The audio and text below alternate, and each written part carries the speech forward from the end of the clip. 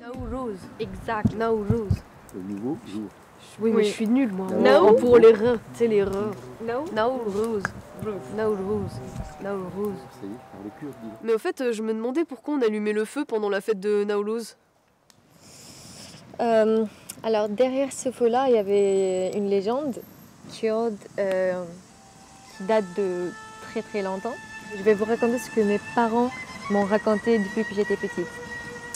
Il y avait un roi très méchant. Il était très méchant, il y avait 2 serpents sur les épaules et un jour il tombe malade. Et pour se soigner, il consulte un médecin pour se soigner, il a besoin de cellules de cerveau des enfants. Et le roi, il est soulagé parce qu'il y a une solution quand même. Il décide de sacrifier chaque matin deux enfants pour nourrir ces serpents. Et il y avait un forgeron qui s'appelait Kawa. C'est vraiment l'héros de cette histoire-là.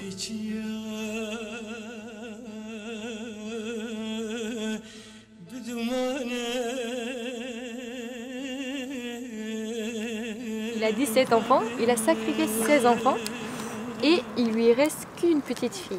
Il sait que bientôt, elle va être sacrifiée aussi.